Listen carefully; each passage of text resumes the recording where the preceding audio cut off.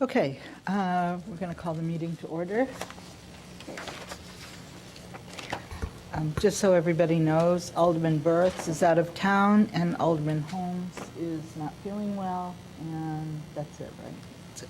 All right, so first item on our agenda is the minutes of the meeting of February 10. I'll move approval. Second. Any discussion?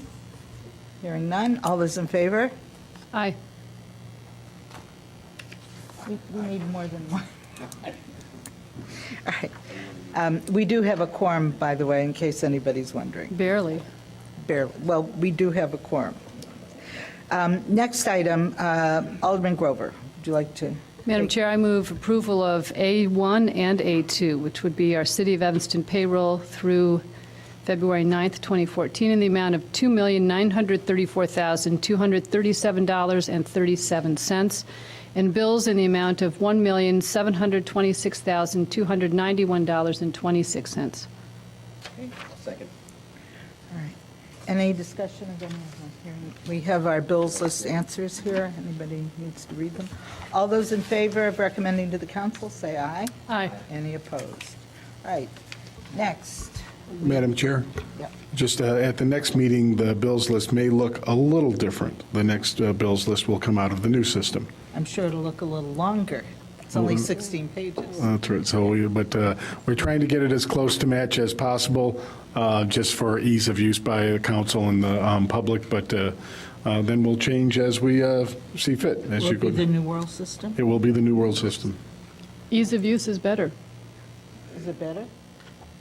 The system, I'm not going to jinx anything right now. We went live last week, and we're working through everything right now, so all the news is good news so Are you far. going to do side by side? No, we do not do side-by-side on the accounts payable. You do that on the parallel, on payroll. We will run parallel on payroll and check things out. But no, we won't do a side-by-side for accounts payable. Okay. Good luck. Good luck. All right, who's next? You are. Madam Chair, I'd like to move item A.31, approval renewal annual Oracle Enterprise One maintenance and support sole source agreement in the amount of $167,000. This is for action. All right. It's only through August 31st. Yeah. Okay. All right. Any discussion on this? This is, Madam Chair, Yes. the actual amount is $70,409. The budget is $167,000. all right, all those in favor say aye. Aye. Any opposed? Next item, Alderman Grover. Madam Chair, I move A3.2, which is approval of a contract with Mid-American Water for our 2014 water distribution system materials in the amount of $64,739.55. Second. Any discussion? This includes, for those who are listening, watching, but don't have the materials, it includes fire hydrants and gaskets and all sorts of things. So, all those in favor of recommending this to the council, say aye. Aye. Any opposed? I'd like to move item A3.3, approval of a one-year contract extension for the 2013 granular materials contract with GM Trucking, Inc. Staff is recommending authorization for the city manager to execute the one-year contract extension in the amount of $37,747.50. Any discussion? Hearing none, all those in favor say aye. Aye. Any opposed? Next item, Madam Chair, is A3.4. I recommend and move that we approve a contract with Lake Erie Diving for the 40-inch diameter water intake improvements, contingent upon receiving a loan from the Illinois EPA in an amount up to $1,777,138. I believe it's more than just for the 48-inch diameter. I think it includes the other two intakes. it includes muscle No? prevention, doesn't it? Include muscle prevention and heat. This is the Madam Chair, honored members of the committee, my name's Laura Biggs. I'm Superintendent of Construction for the Utilities Department. So this project includes the 48-inch diameter intake heating system, and then it includes upgrading our zebra mussel control system, the chlorine feed solution lines, which go out to the 48-inch diameter intake. On a previous project, we actually installed a heating system on the 54-inch diameter intake already, and our third intake is smaller and not used as much. It doesn't provide as much capacity, so we haven't addressed that yet. Is it affected by mussel or by freezing? Potentially it is. It's hard to know exactly what's going on since we don't have a camera under the lake, but it seems as if it is. We generally try to keep it turned off. It's drawing the flow into the intake, pulls the ice in, so we try to keep it turned off until we think the water's a little warmer, and then turn it on and if the other intakes have frozen, so that we can bring it in. But we've been really fortunate. We've actually had some incidences where there's evidence of icing and other utilities have shut down along the lakefront, and we've gotten in that slushy water, but we haven't had to shut down the water plant. We've been able to maintain our flows. Great. Thank you. Any further comments? Hearing none, all those in favor of recommending the purchase to the council, say aye. Aye. Any opposed? All right, next. Madam Chair, I'd like to move item A 3.5, approval of supervisory control and data acquisition, known as SCADA Support Services Agreement with CDM Smith, RFP 14-02. Staff is recommending the City Council authorize the city manager to execute a 2-year agreement for SCADA integration services with CD-ROM Smith, not to exceed $133,000. This is for action. All right. Any discussion of this item? Any staff comment? Hearing none, all those in favor say aye. Aye. Any opposed? Madam Chair, I move a 3.6, which is approval of a extension of a contract on a month-to-month basis for 6 months in the amount of $14,667.60 per month for audio and camera surveillance portion of a contract with Data Park Parking Access and Revenue Control for our 3 downtown parking garages. Okay. Second. Any discussion? I have a question. I was a little unclear about the maintenance of the cameras. Does anybody know anything about that? Do you know about that? Madam Chair, I'll have to follow up with you. Mr. Voss had an illness and was unable to be here this evening. It is a month-to-month continuation of where we're at, and the specific question on maintenance of the cameras, who is doing it or how are we doing it? Well, it wasn't included in, it was excluded because they're no longer, I don't know, RevCon's no longer, it was so confusing, I can't even explain it, but it appeared to me that the actual maintenance of the camera wasn't included in this, and I'm just wondering who's going to maintain the camera. But it's not urgent. And we are taking the whole program out to bid within 6 months. Maybe we're just hoping nothing goes wrong, or maybe even though, what it said was they were no longer the factory authorized representative to do the maintenance on the camera.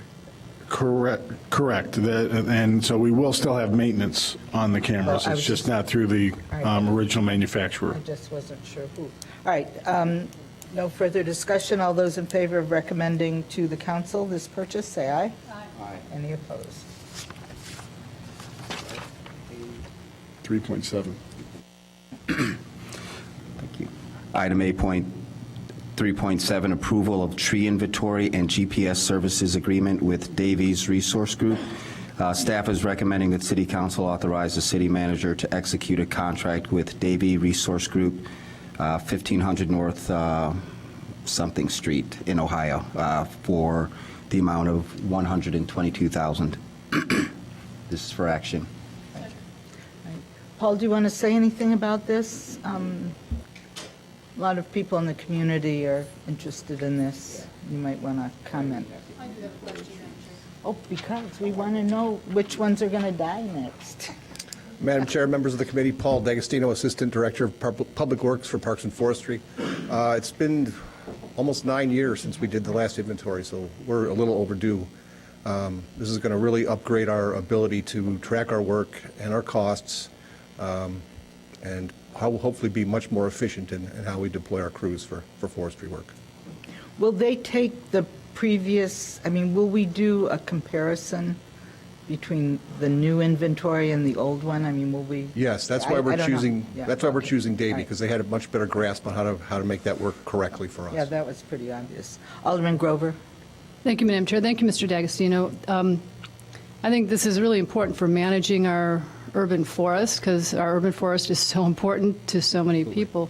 What program will we use to work with the data? Is it one that we have, or are we using Davies? No, we're going to integrate it into CityWorks. Which CityWorks, is so what it's some of the what other we're- departments are already using, yes. And I'm assuming that in 9 years, not only have we lost a lot of trees, but we've grown a lot of trees. Absolutely, So yes. there's really been some changes in our urban And we've tracked a lot of those tree changes inventory. internally, but we need a better system to keep it updated on a regular basis. Right. And your estimate is still about 32,000 That's my public estimate, trees on yes. parks and parkways. Yes. It's great. And when will it be complete?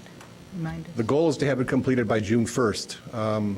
Ideally, they want to locate these trees with the satellite before the leaves come out, because they can get a better, more accurate right. reading Yeah, on excellent. the exact location of the tree closer to the trunk. So as soon as we get the contract approved, they're going to jump right on it. All right, great. All right, thanks very much. All right, all those in favor of recommending this to the council, say aye. Aye. Any opposed? A 3.8?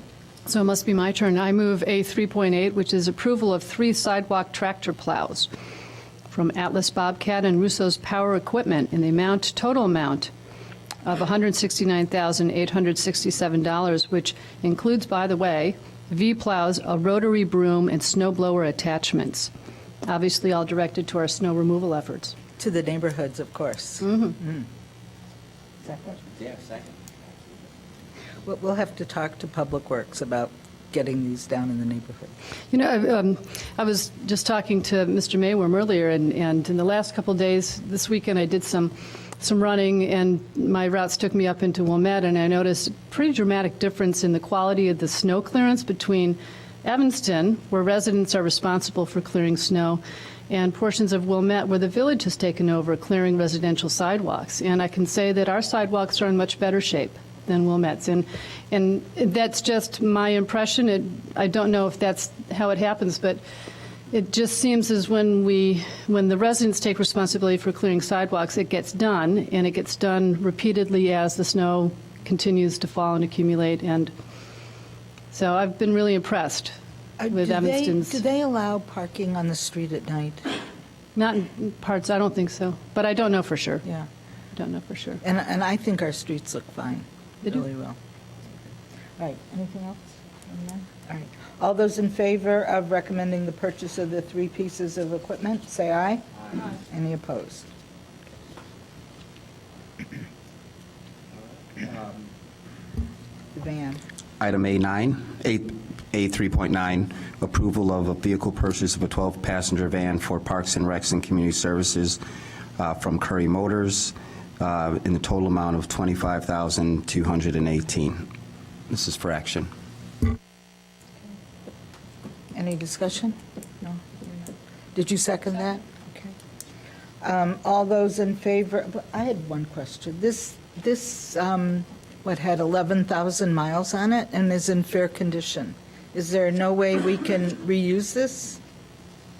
The piece that we're turning in? I mean, that's down here some, surplus vehicle. But can you just, while you're up here, just explain it? This is a, That's a police. Madam Chair, members of the committee, Lonnie Jeske, Manager of Fleet Services, We're Public talking, Works. just to be clear, about A4, since he's up here. Isn't it A4 Yes, ma'am. sale? Yeah, yeah. Yes, the mileage, age, and condition is the vehicle that's in the sale of surplus property.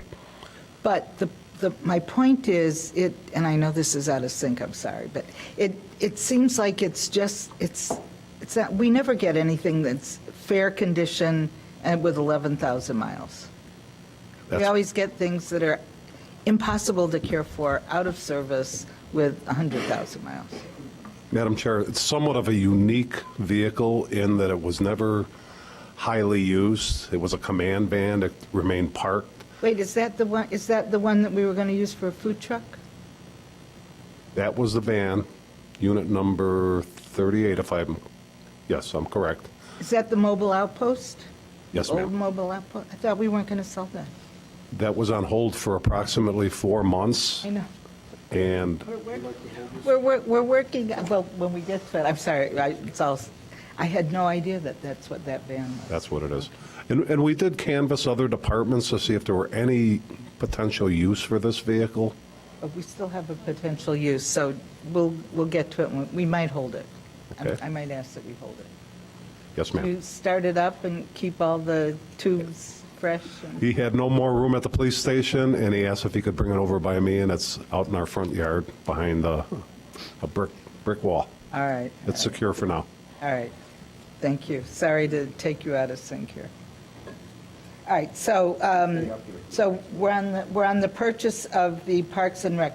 Everybody okay with this one? All right, it's been seconded. All those in favor of recommending approval to the council, say aye. Any opposed?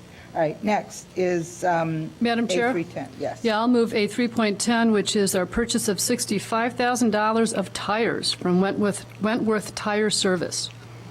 I'll second it. Okay. Go ahead. Come back. Mr. Jetski? I'll come back.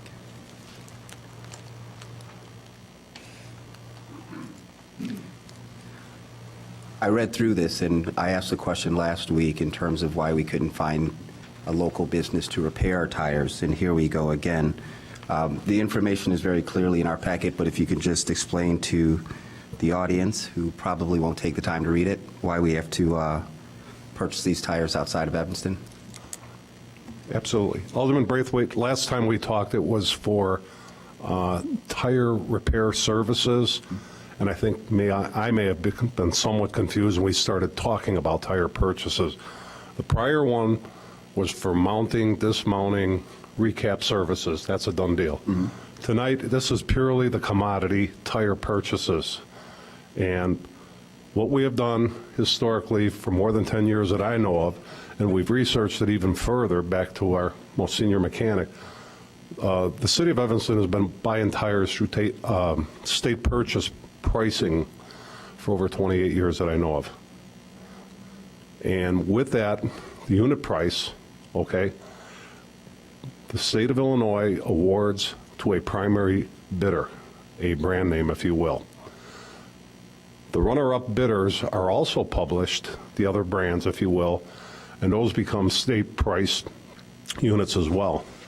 So we are able, or have the ability, whether it's the Illinois Toll Authority, the state of Illinois, municipalities, counties, to leverage off that bid process, and it's the absolute lowest price because these are wholesale distributors, if you will.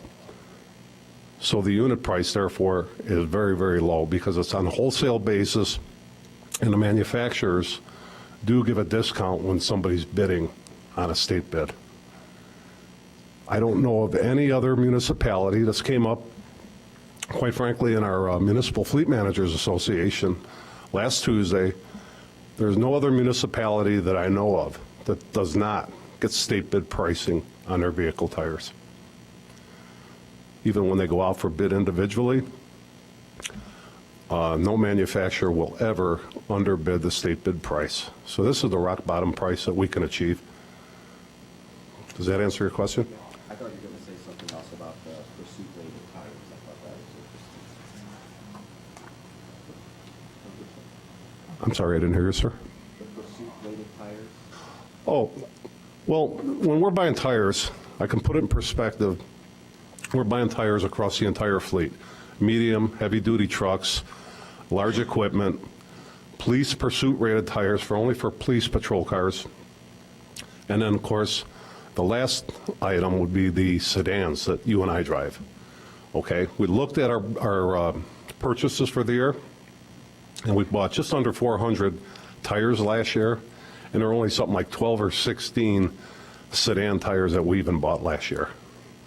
And to that point, what we did also, staff followed up And we have a distributor, a tire distributor, if you will, over on Green Bay Road, starts with a D, and asked them for a price on a sedan tire. And their price was $95 versus our price through state bid of $65. Well below. And quite frankly, he mentioned, I can't get that tire line, and I can't match that state bid price. We know of no other distributors in Evanston. Okay? How many tires did you say we purchase a year? Last year was just under 400 tires. Wow. Yes, ma'am. Do we have a big inventory? No, quite frankly, we don't carry a big inventory. We have some spares mounted, ready to go. Yeah. We try to manage that as well as we can.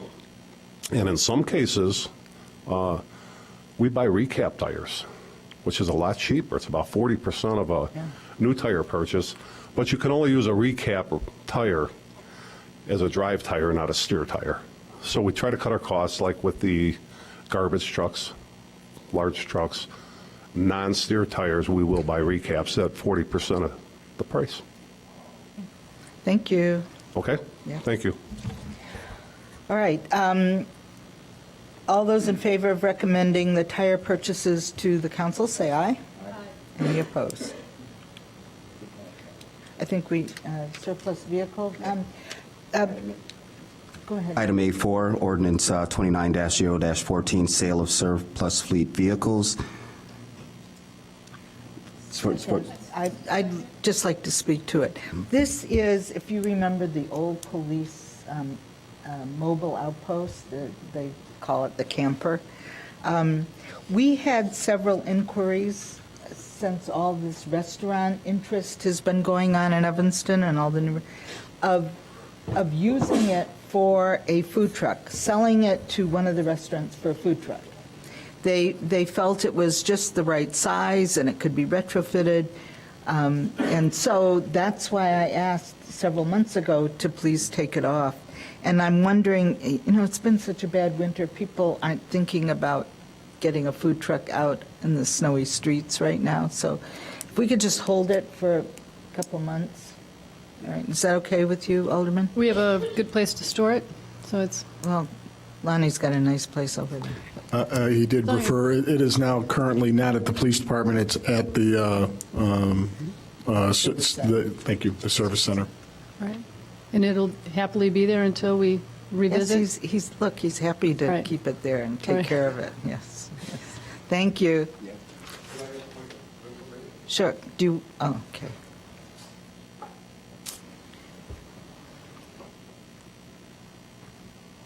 Again, Lonnie Jeske, Fleet Manager. One of the things that we were considering, notwithstanding what you're requesting here, is to hold that vehicle so that it could be part of a special auction through the Northwest Municipal Conference. What that allows us to do when they hold a special auction, it's not only the licensed used car dealers, it's the general public that's invited, which makes the masses bigger and it drives the prices higher. So if we were to hold this for some period of time, whatever you desire, I believe there's a special auction coming up sometime in May. So if there was anybody that was interested in this vehicle, they could, attend this special auction and also bid on the vehicle. They would be free to bid on it. They don't need a license to bid. Could we just wait and see if we've got any Absolutely. interested parties and then? All right.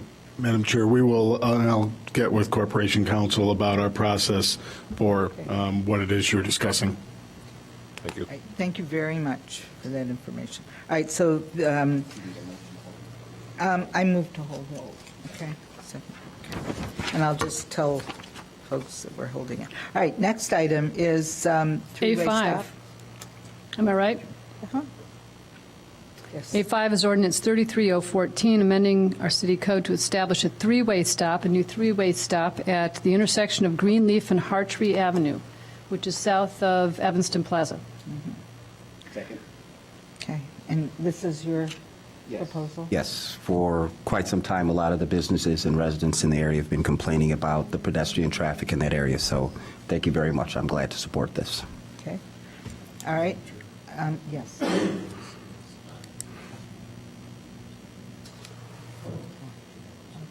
What do we do?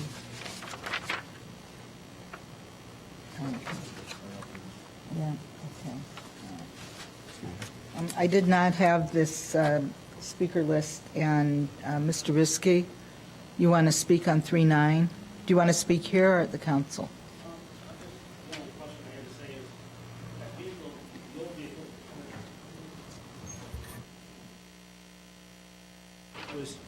I was just wondering why the old vehicle, which is sitting out in the parking lot, wasn't put up for auction.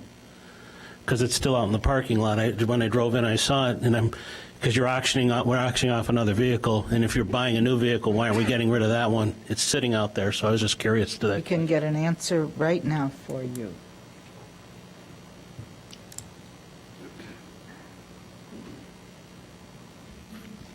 In response to that question, and with respect to that question, when we purchase replacement vehicles, we spec them, price them, have them approved by council. We place the order. When the vehicle comes in, we outfit the vehicle, logo it, put the numbers on it, place the vehicle in service, and at that time, we will take the old vehicle and run it through sale of surplus property with an ordinance and dispose of the vehicle. That's why that vehicle's still sitting there. Because it's being used. Absolutely correct. What is the time frame for when we buy a vehicle like this from Curry? How long does it take? 12 to 16 weeks. Okay, so it's not going to be tomorrow or even by Oh, ma'am. May 1st, yeah, okay. All right, Okay. so that's a good answer. Thank you. Thank you very much. Okay. All right, so we're moving on now to A6. Madam Chair, I'd like to move my item A6, ordinance 19-0-14, amending the Title 10 Motor Vehicles and Traffic, Chapter 11, Traffic Schedule, Section 22, to include the additional streets to Evanston residential parking only. That's for introduction. All right. Just for those who might be watching, this description doesn't quite do it. Yeah. It is the eastern part of the Brummel Park neighborhood, east of Custer, south of the tracks, and it is the Elks Park neighborhood from Mulford to Case to Custer on Mulford. Yeah. So it's two neighborhoods. And we've been working on this for, I think it's been 6 months, and it's been a very slow process, not because people didn't want it, but because other things kept coming up. So I'm going to ask you to allow me to suspend the rules when we go to the council. No, you can ask me anytime. Yeah. Okay. All right, so all those in favor of the two parking districts, say aye. Aye. Any opposed? And just for clarification, these are parking districts for Evanston resident, wheel tax registered vehicles only, from 6 p.m. to 6 a.m., which is when the 50-60% non-resident cars are parked in that neighborhood. Yeah. Yep. Okay. Madam Next Chair, item. I think I'll address the next three. Yes, They all involve I know, it's decreasing so sad. liquor license. So it Yes. is with sadness that I Yes. move. Ordinance 27014 decreases the number of Class C liquor licenses due to the closing of Taco Diablo. Ordinance 28014 decreasing the Class D liquor licenses due to the closing of Lulu's. And Ordinance 31014 decreasing another Class D liquor license number for the Pine Yards closing. And I expect that we may be seeking to suspend the rules at I council would just to get this certainly hope so, yes. tidied up. Yeah. So Yeah. that would be 3 seconds, Alderman Braithwaite? Okay, thank you. These are all the establishments that were lost due to the fire on Davis Street. Yes. I have a question. Lulu's to- was not, but No, not, it's all kind okay, of I'm sorry. connected. Yeah, to anyone on staff who could answer this question. I noticed that the buildings are still up.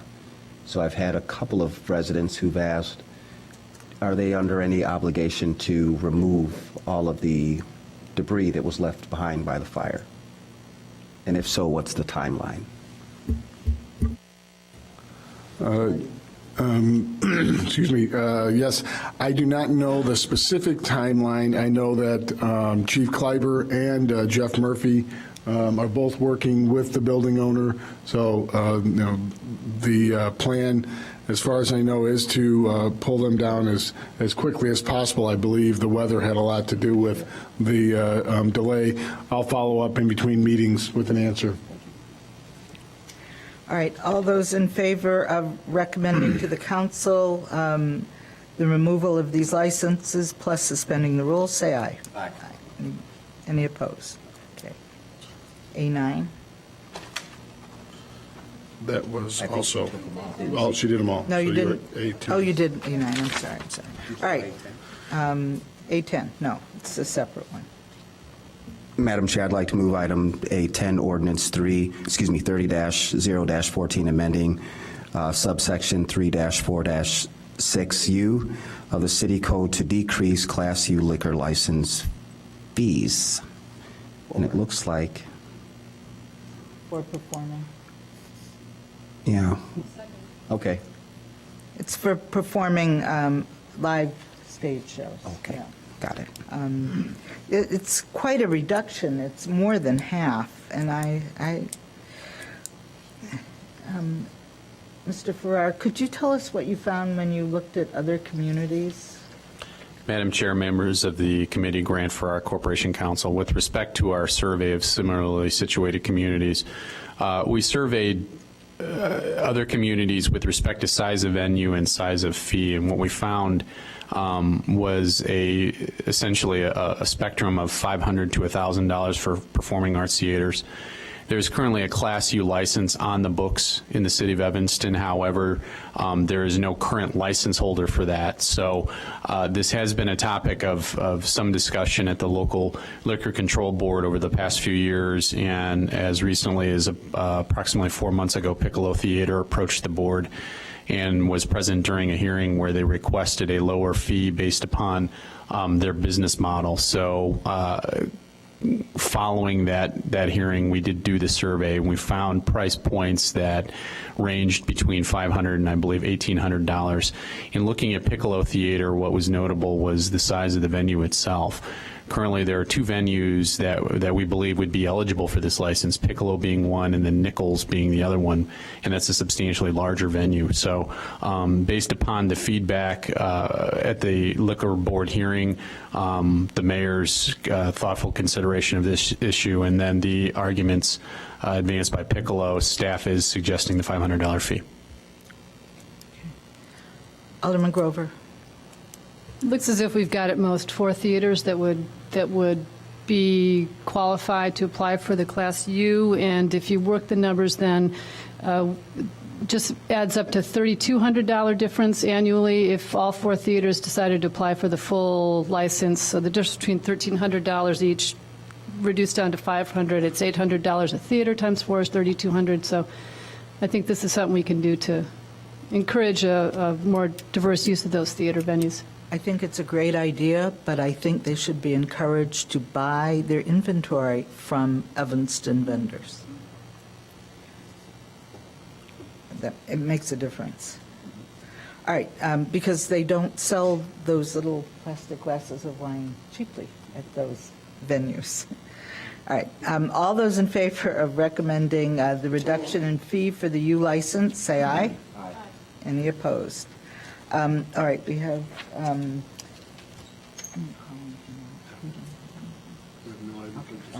Mr. Riskey, you want to talk to us about water?